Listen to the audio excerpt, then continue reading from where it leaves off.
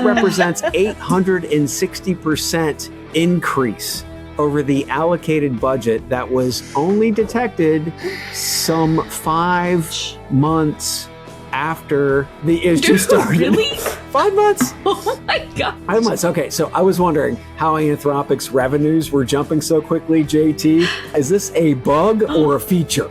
100% a feature, right? It's only as good as you program it. Oh, well. Oh my God. Give me that money!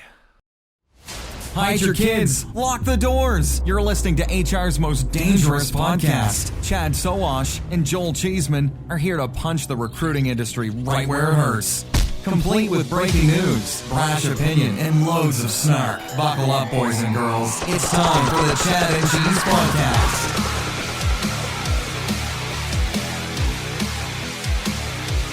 Jolene, Jolene, Jolene, Jolene. That's right, kids. Welcome to the Chad and Cheese Podcast, HR's most dangerous podcast. I'm Chad, working 9 to 5, Sowash. I'm JT. Someone needs to push good golf to the ground, O'Donnell. And I'm Maureen, aka Mo. You can't make old friends, Wiley Clough. That's aggressive, JT.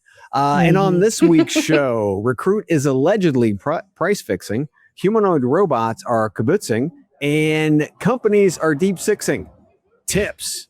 Let's do this.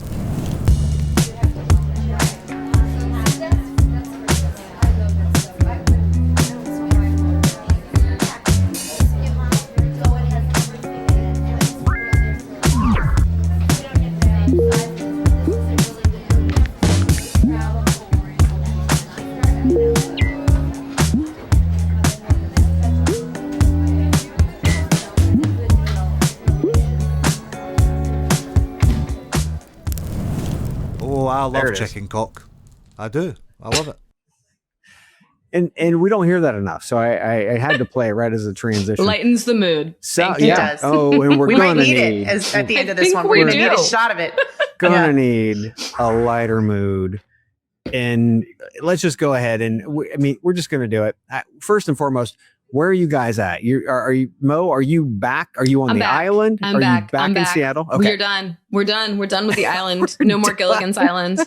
Yep. Back No in skipper? back in the big Okay. city. Back in the big city. And getting ready for the school year. So yeah, summer. Oh, that was an Sayonara. experiment. That was an Later. experiment. And It was. Yeah. Are you in the cabin, JT?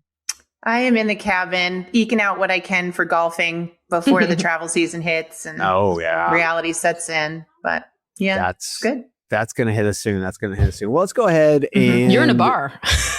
Yes, It looks like you're in a bar. Yes. Very good point. I'm You're in a killing bar. So if you hear, talking, you hear yelling, you hear kids running around.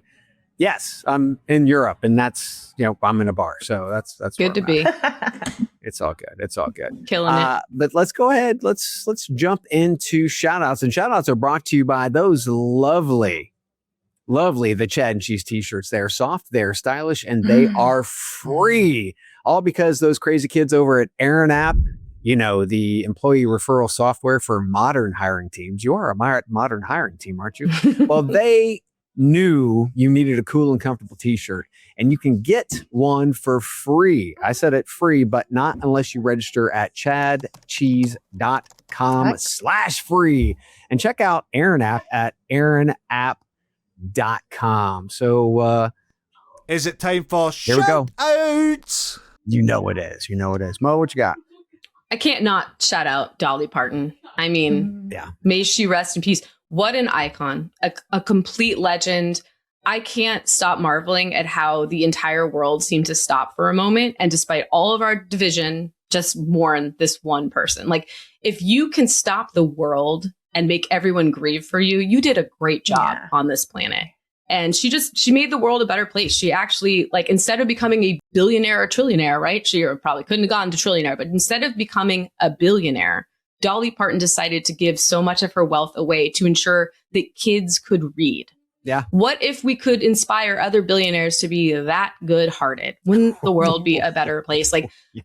She was one of a kind. And I have so much deep and abiding respect for her. And I think she was incredible. And I am so grateful that I made this trip to Austin in 2017 when I was like 8 months pregnant with my daughter to go see her in concert, because that was the one and only time I got to see her. And yeah, she was a legend. I mean, I have like several Dolly Parton books in my home, including this one in my hand. And she was amazing. She was absolutely amazing. And Grim Reaper, dude, there were other people to choose. Really? Oh God, you had to take her. Like, Seriously? there were a few other choices you could have made.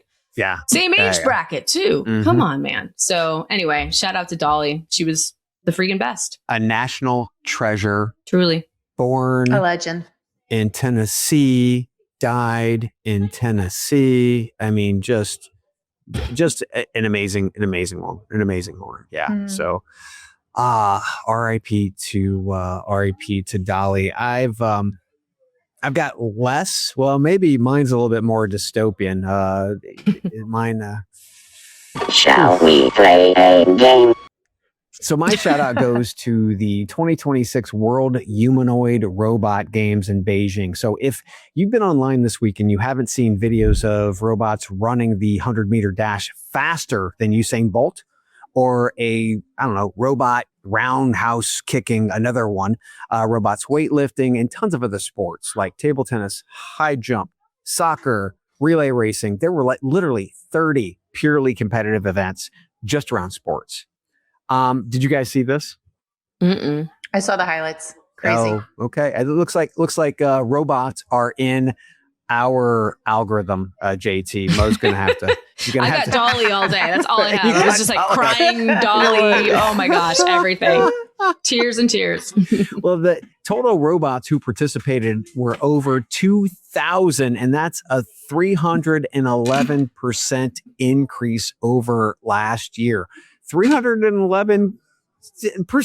That's what I call a beautiful disaster. Get it? 311. Anyway, there were also 21 scenario-based operational tasks in the competition. They had industrial assembly, material loading and handling, supermarket restocking, medicine sorting, like in your local pharmacy, housekeeping and cleaning, bed making, clothes folding, firefighting operations, no shit, Firefighting. Emergency incident handling, search and rescue, and many more, right? So this competition isn't just about sports. It's about tasks and it's about jobs. Plus, Business Insider is reporting that former Uber drivers are now servicing Waymo cars. They're not driving. And What? Amazon is developing an internal initiative to build, quote unquote, fully automated delivery stations.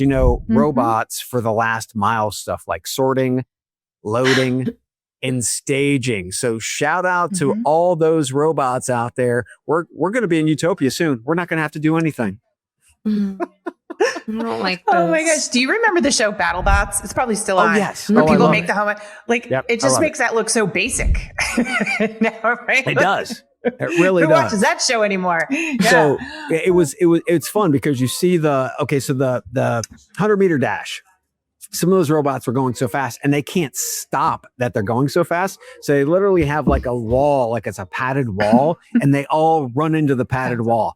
And it's fun to watch how fast they're going, but it's even more fun when they hit that wall and some of them like do backflips and then you see sparks coming out and some going on fire. I mean, I might enjoy this. Is amazing. It's amazing. Sounds cathartic. It is. Until the they world take needs over. now. Until they take over. Yeah, So Until they take over. yeah. Fair. So, for the robot overlords, I'm not laughing at you. I'm laughing with Yeah. you. We I'm laughing love with you. Yes. Mhm. JT, what you got?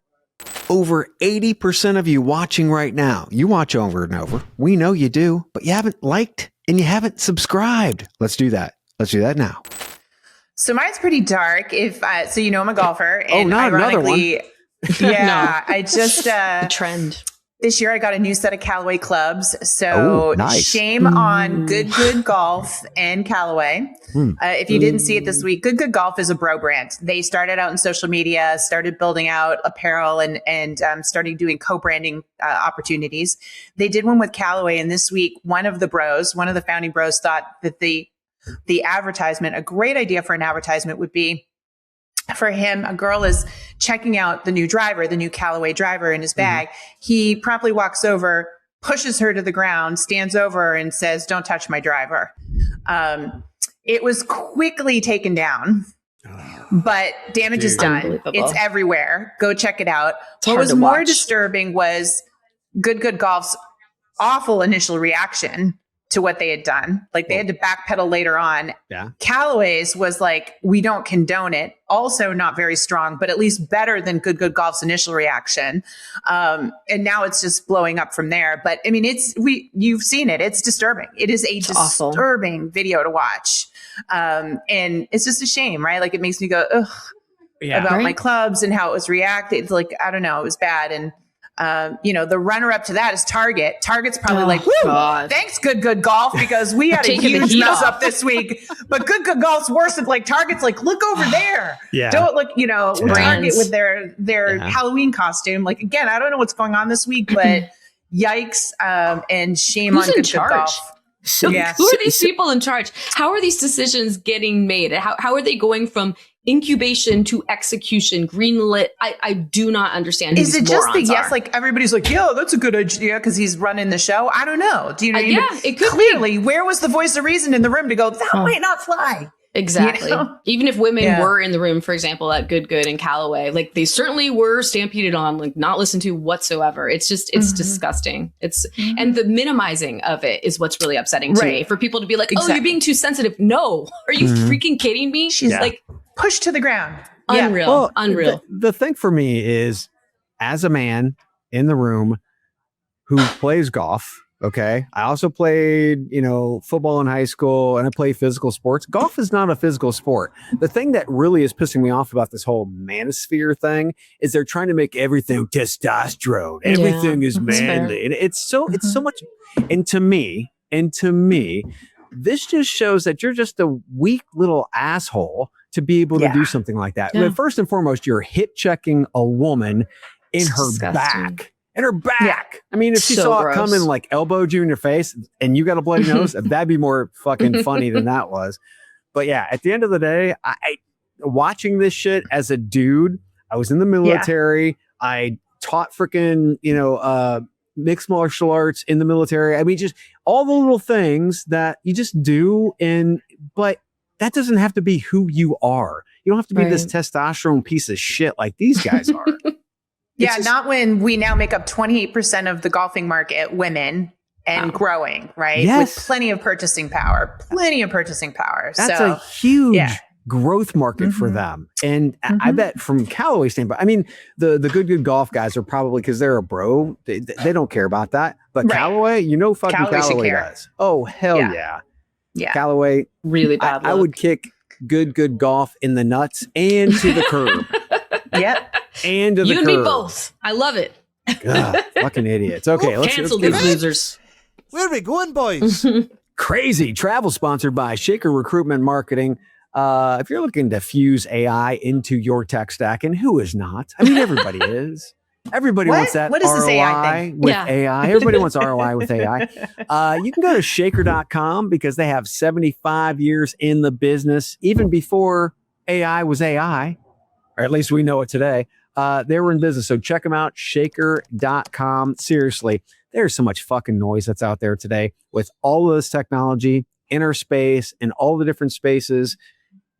It's hard to navigate. So you need somebody to be able to help you. Go ahead and find shaker.com and tell them Chad and Cheese sent you. We are going to Wreckfest in Nashville. All three of us, we're going to be there. We're only missing Joel. He took the day off.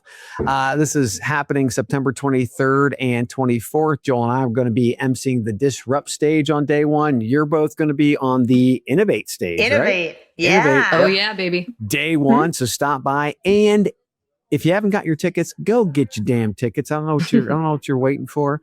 But on the first night of Wreckfest, you can also come on over and see the four of us, because we're all going to be at Old Red's Rooftop Bar, where you can have a drink with Chad, Cheese, JT, Mo, and it's a different venue than last year. It's actually bigger, better, awesome event space.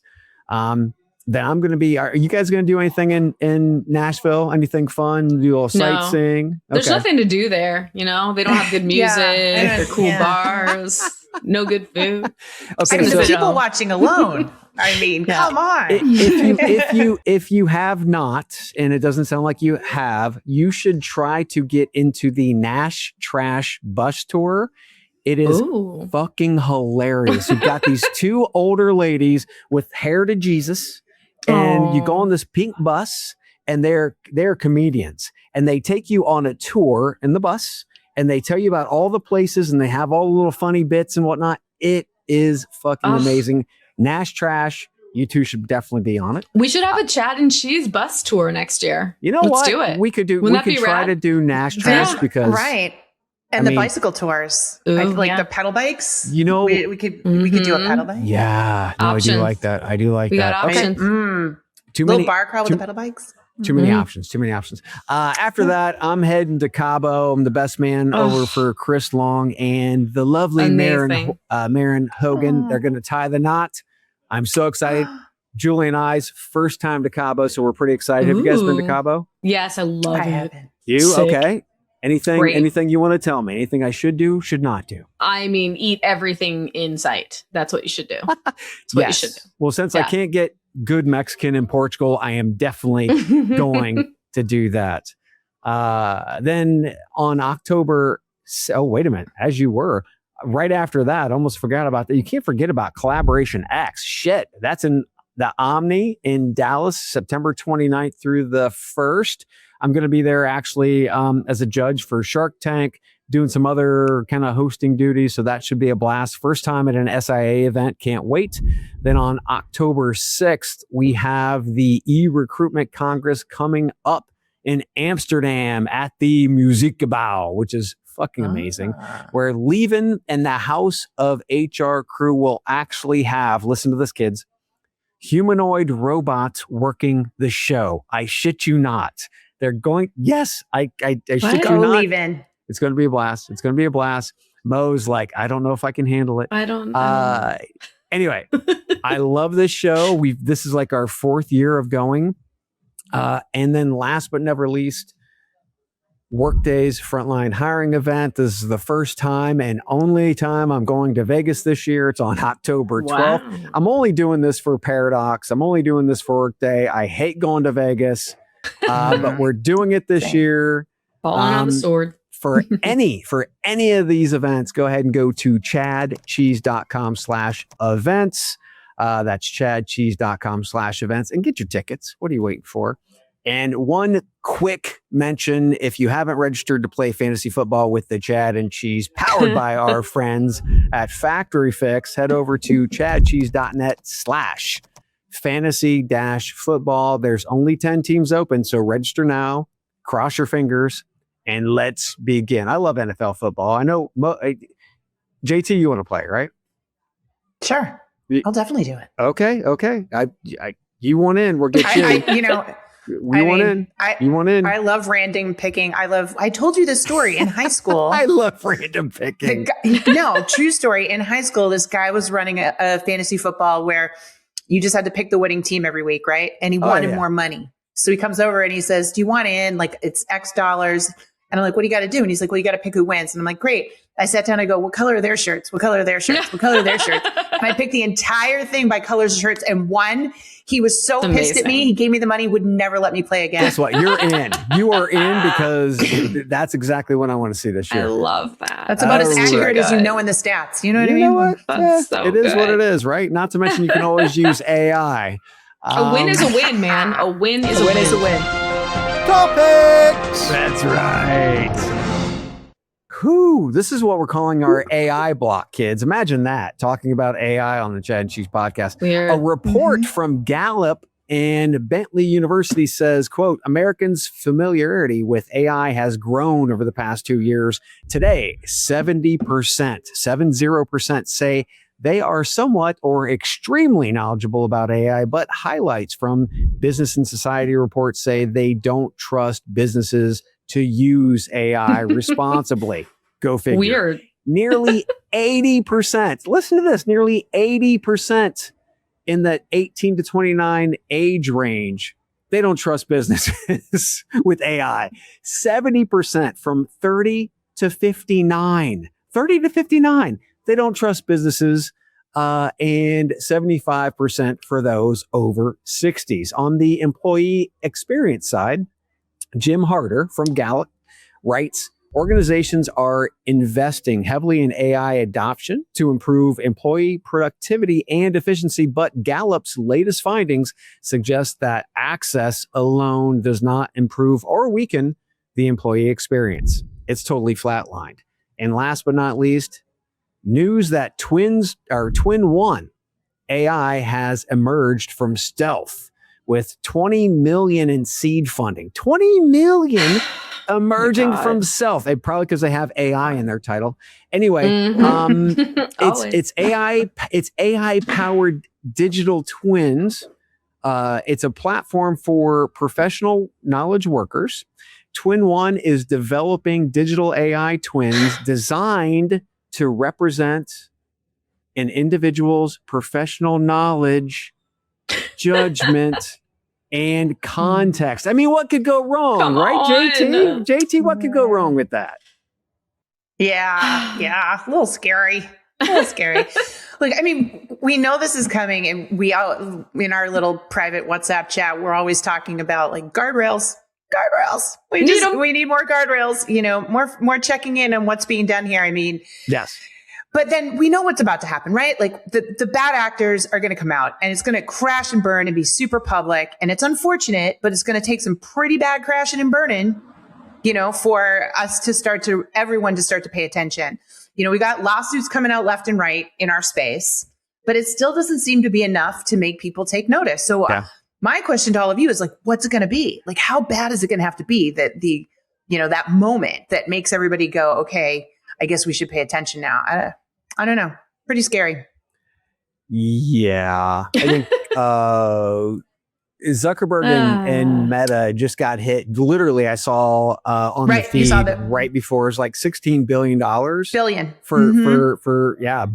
Billion for social media. So you're right. I mean, this is slowly coming home to roost for the social media platforms. Yeah. The question is, can they catch up to AI faster? What are your thoughts, Mo? I mean, when it comes down to the whole digital twin thing from the first story,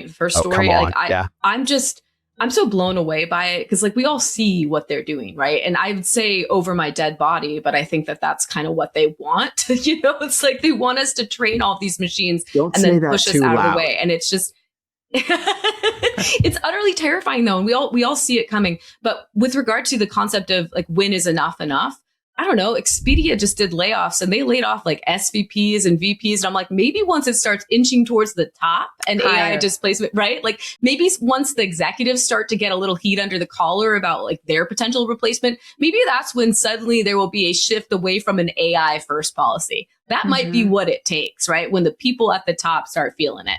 And when there's no job paying high 6 figures or 7 figures that they can go to next, right? Like, because when they start getting hurt in the pocketbook, maybe now they'll pay attention. That's when they care. Exactly. So it's got to hit them in the wallet or they're not going to give a damn. And that's just how it is. And I don't know. I don't know who they think is going to be buying products and services over the course of time as we continue to boot people from the workforce and pretend that there are jobs when there are none and fake these unemployment numbers and, lie about figures. It's just like, this is all just such an elaborate scheme, but we all see it and it's infuriating. It's absolutely infuriating to see what's going on. I agree. So beside the fact that companies are saying they are having layoffs due to AI, which in most cases is total bullshit, I believe AI, a big problem we don't talk about is that AI in business has a narrative problem, a story problem. And think about it. Who is telling the story? Because the biggest voices like Altman, Musk, Zuckerberg, they've totally shit the bed saying that it's going to take all your jobs. And then in the next interview, well, wait a minute, it's going to create jobs too. It's going to create jobs too. And I think the biggest problem is that shareholders and investors have allowed a bunch of dudes with God complexes to have the ability to get on a microphone, meaning they can have a national or global stage whenever they want it to talk about subjects they have literally no experience with. So anyways, after months and at this point, years of contradictory statements flying out of the idiot CEO mouths and them fighting back and forth like 6-year-olds on the fucking playground over the public airwaves at that. Are we really surprised that the public doesn't trust AI? I mean, let's be clear. The public doesn't trust these assholes, right?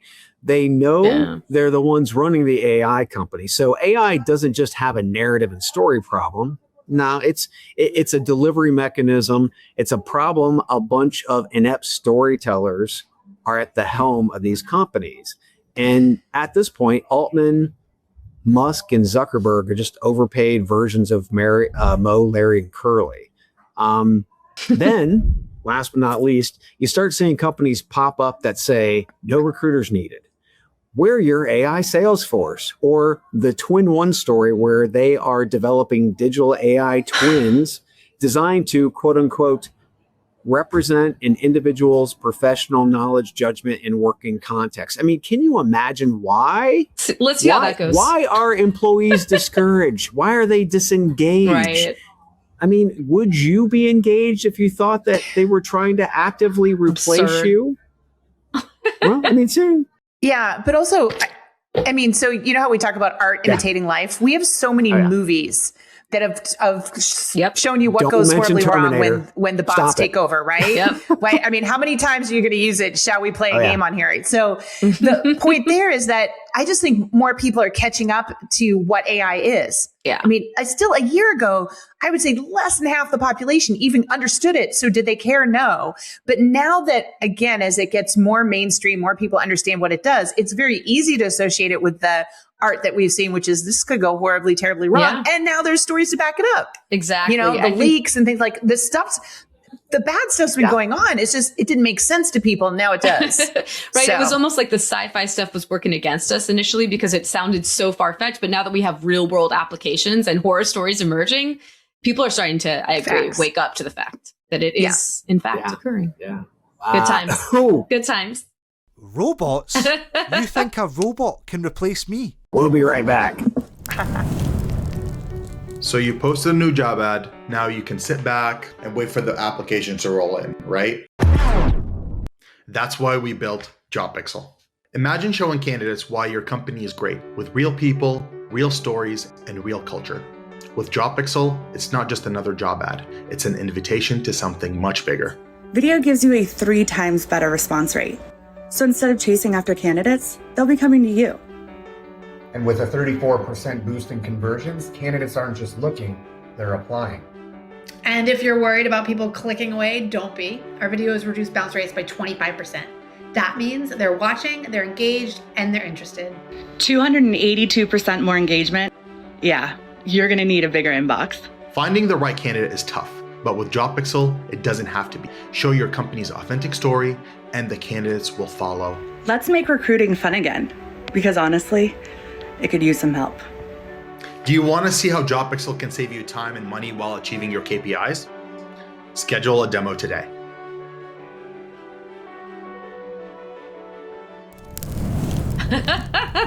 All right, kids, this block is sponsored by Free Whiskey. You cannot beat. You can't beat that. You can try, but I don't know how. Anyways, the only way you can get free whiskey is go to chadcheese.com/free. Thanks to our friends over at Proven Base. That's right, provenbase.com, who is helping recruiting and sourcing teams uncover and engage specialized, hard to find talent across thousands of sources, not just a couple of sources, thousands of sources. On to the next piece of news. You're going to love this. Recruit Holdings. You've heard of these guys? You've heard of these guys, right? Time or two. Time or two. A time or two. I don't know how we have to always talk about these assholes in Indeed. Anyway, it's not often in the staffing space that we have a raid on an alleged cartel. Yes, a fucking cartel. So apparently Japan Fair Trade Commission are investigating Indeed's parent company, Recruit Holdings, for a cartel activity in a connection with suspected violations of Japan's Anti-Monopoly Act, which is what we call antitrust here in America. Reports suggest executives from 5 companies, including Recruit Staffing and Staff Service. That's 2 of Recruit's companies, alongside with competitors, Parasol Temp Staff, Adecco and Manpower, 2 other very big companies, allegedly agreed around November of 2022 to raise dispatch fees charged to clients by about 100 yen per hour. That's 63 cents USD, which allegedly started April 2023 across clerical positions nationwide. That's a lot of clerical positions. Now that across the board raise might have not been looked, too bad upon if the raise was passed down to workers. But guess what? The core narrative in the Japanese press was that while the fees increased to corporate clients under the guise of general wage inflation, the money allegedly went toward padding agency profits rather than reaching the people, being, listen to this number, about 1.5 million workers. Imagine how many hours 1.5 million workers worked over those years. Apparently, this whole thing caught fire and sparked significant public backlash in Japan. Media outlets accused these staffing agencies of piggybacking or free riding on the government's national push for higher wages. So the government was saying, look, you need to pay these people more. And they're like, yes, we're going to. And they started skimming money. Anyway, in Japan, cartel violations can trigger administrative surcharge payment orders with base rates around 10% of relevant sales during the violation period, as well as potential criminal referrals. Now, last week, I said Indeed should sponsor Spaceballs 2, the movie, the sequel. And this week, I'm starting to think that Recruit should sponsor a Japanese version of Orange is the New Black. What do you think, Mo? What do you think? There we go. I mean, it sounds like it. I mean, can companies get any more evil? Where's the bar? It's just, come on. I mean, everything Dolly wrote in 9 to 5 is true, right? They're just worse. Taking everything. It's definitely worse. She should do a sequel. Oh man, allegedly. She can't anymore. So sad. She was one of a kind. But yeah, allegedly. Yeah, it's just the bar keeps on getting lowered. It's a damn shame. It's a damn shame. JT? I just think it's interesting. Like you said, it was 2022 is when this went down? Yeah, that's when they agreed, and it didn't start until April of 2023. That's what was alleged. Still, I mean, the fact that they got away with it for 3 years before getting caught, right? I mean, it's incredible. You run those numbers. The problem is, for every one that you catch, there's 100 that aren't caught. That are flying under the radar that are doing that. There's plenty of companies out there right now, especially in staffing, that are we're not think all the staffing firms right now that are tanking because they have no contracts. Yeah. And if they don't have an alternative source of income, right? So I look at, for example, Randstad has RiseSmart. Adecco has Lee Hecht Harrison. So they've figured out parts of their business where the outplacement, all the people getting laid off, will make money off them that way because we don't have the contracts. But you're talking about so many other small to medium sized players who have not built that outplacement. By the way, contact me. And so they don't have that revenue stream. So what are they going to do? They're going to go do tactics like that as a way to start to make up on the margin. And I guarantee if we looked under the hood, there's way more than them that are doing that right now. I'm sure, but let's get the big ones first. And as I said earlier, imagine how many hours 1.5 million people worked over those years. Well, I imagined and I calculated for 1 year, 1.5 million workers part-time equals around 2 billion hours at 63 cents USD. That's $1.2 billion per year. Let's talk about full time. That equals about 2.7 billion hours. Okay. At 63 cents per hour.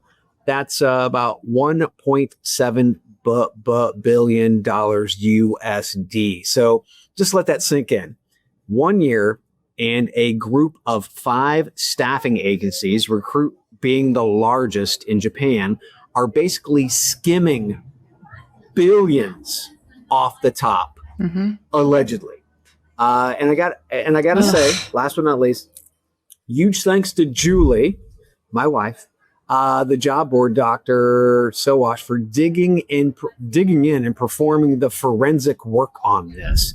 If you want any more, just go to jobboarddoctor.com, spell it out, jobboarddoctor.com. She literally gets into the weeds on this shit. It's amazing, some of the shit that she does, to be quite frank. And how she married me, I have no clue. Oh, you took the words right out of her mouth. You beat us to it, Jen. Boom, gotcha. And we go from one to another. It's Amazon, kids. Anyway, Amazon has several internal reports that show how AI is causing the company to overspend on various projects. The biggest blunder so far is that they spent $1.8 million in a failed Claude Sonnet AI deployment, which was supposed to match author details with listings on Amazon. Seems pretty basic, right? That seems pretty easy. Representing... Even a robot could do it. You would think. Apparently, Claude Sonnet was having problems. Anyway, that represents 860% increase over the allocated budget that was only detected some 5 months after the issue started. Really?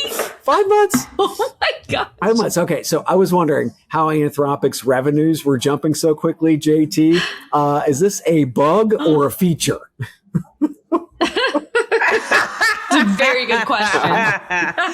100% a feature, right? It's only as good as you program it. Oh, well. my gosh. Operator error, learning curve. We've all had our learning curves on Anthropic. As somebody who codes on Claude all the time, for example, I mean, I've had projects where I'm 30 hours in and I realize I've built something that's broken, right? And so, those are the ones I've caught. So gosh knows, they were laughing all the way to the bank on that one. Seriously. Do you think any of these employees are actually programming these things incorrectly on purpose?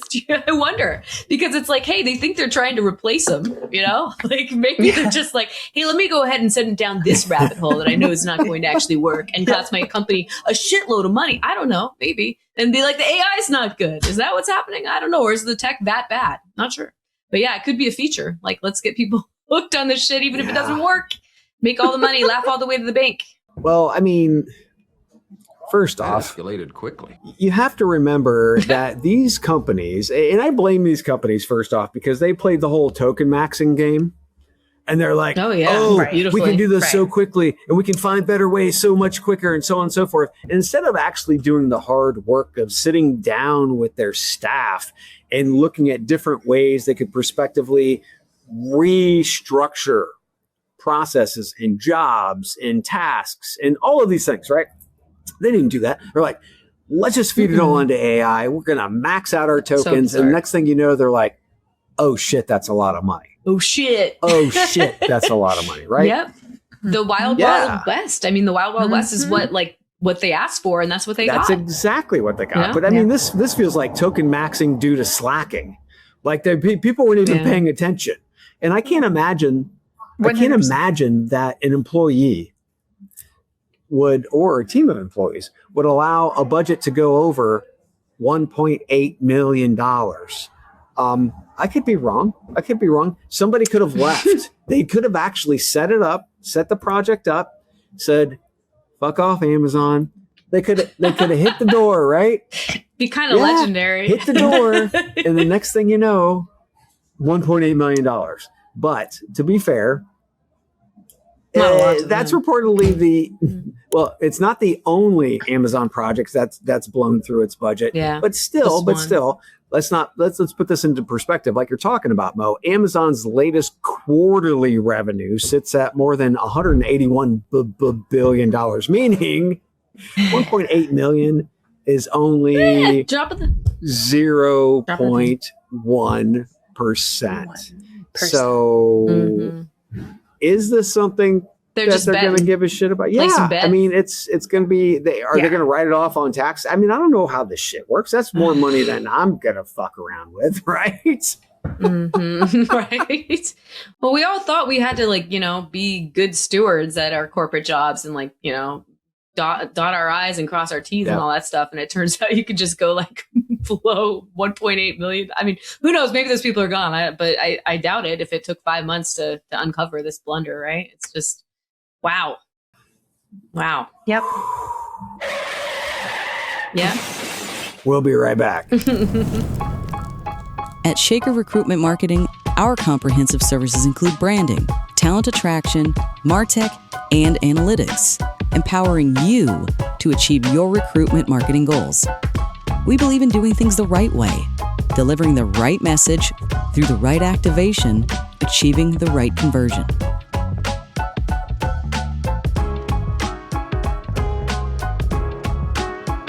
For us, business is deeply personal. Our legacy is built on relationships. Together with our people, clients, and partners, we've been shaping the world of talent for over 70 years.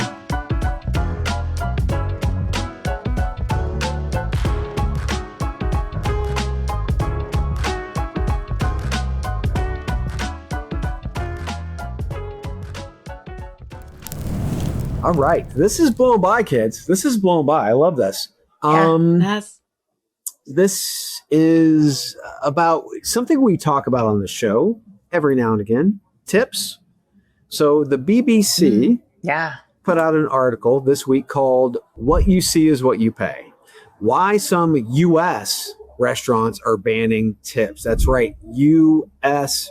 in America, where we are the tip culture, right? They're looking at banning tips. All of us on this pod, being American, we've lived this topic, right?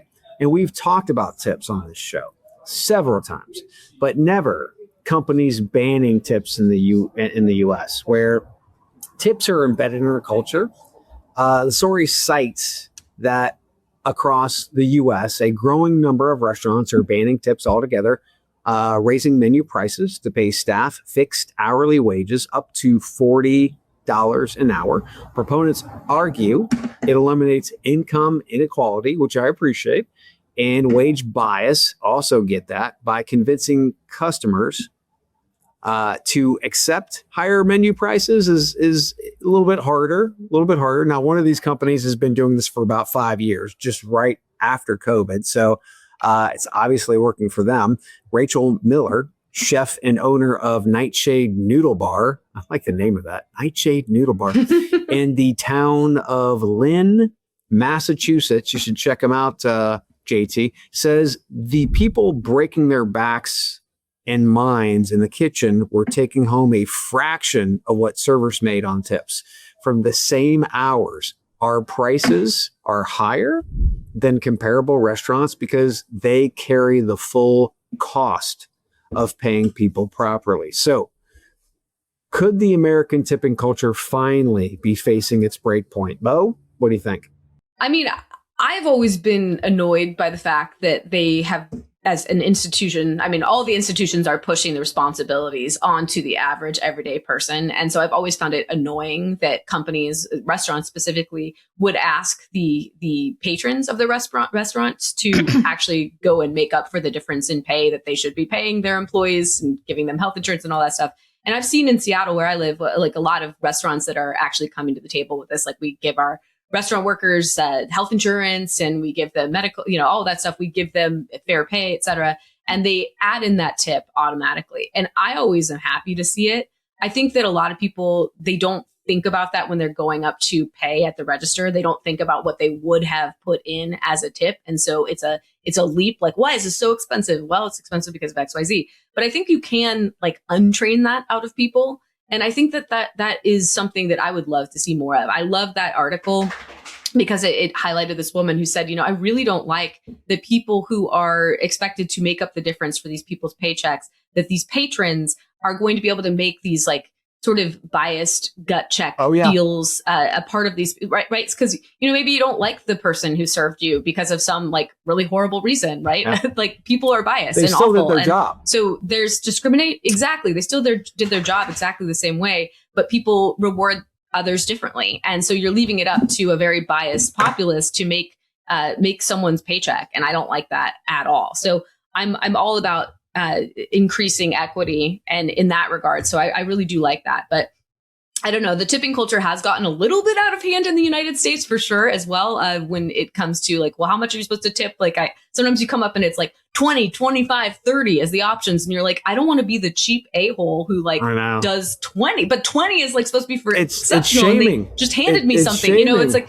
exactly. It's shaming. And I'm always like, dude, like I can't be that Starbucks. person. And it's like going to a Starbucks and then they ask you how much you want to tip. You're like, you got to go to custom first and then you got to go to no tip. Right. You're like, I know. And then you're like, oh, this is so awkward. And then you hold up the line and you're stressed. You're like, math, right now, so if people could take that off my plate and just bake it into the prices, I'm all for it. And it makes the restaurant workers happier and have like that sense of calm, knowing what they will earn instead of having this question as to like, how much will you take home? And again, also the back of the staff, the house getting like what they deserve is huge. And by the way, I was in line recently at a local establishment behind a literal billionaire. And guess what? I tipped the same percentage as he did. So there's that. Sounds like, I don't know, like taxes. Okay, go ahead. Mm-hmm. Yeah. So, I have so much to say on this, right? As somebody who's worked. So one of the things that we've seen post-pandemic is that in a bad economy like what we have now, where people try to save money is on the tipping. Ugh, so we are starting sad. to see more people not tip because their bill was so high. They're like, I can't afford that. So a lot of servers are saying they're not making nearly the money that they were making before. Okay. I think the argument about the back of the house is working just as hard and the front of the house is making money is a fair argument. Yeah.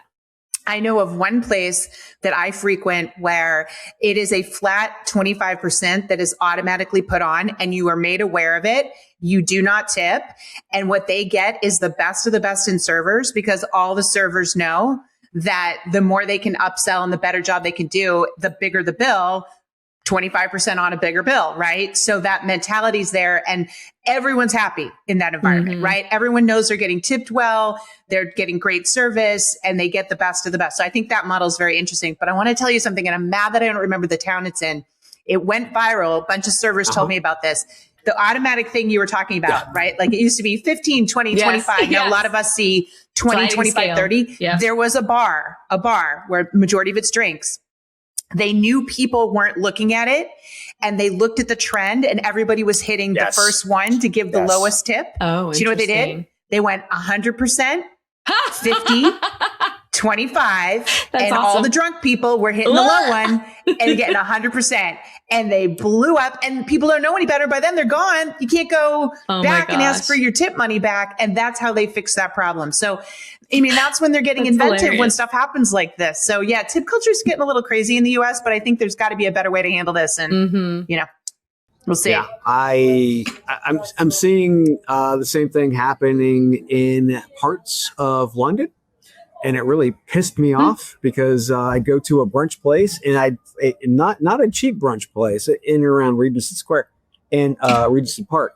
And I know it's kind of like, a really nice area, but it's an expensive place to have brunch. And then they're automatically adding the tip to your bill. And you're like, just pay your fucking people and get it over with. Can we just make it simple? I don't want to do math. I don't want to play the game. I don't want to have to choose. I just want to come in here as a customer and have an experience, right? And so when we talk about the actual business side of the house, so why do you think staffing restaurant positions are almost always considered high turnover? It's because they make so little money and the tips are inconsistent that $1 more per hour across the street is a big enough incentive to leave. Not just servers, cooks, bussers, the whole damn staff, right? So this isn't just about fairness and equality and transparency. It's about smart business people who don't want to spend a good amount of their time filling high churn positions. Very yes. true. And you find great people, you pay them well, and they stay.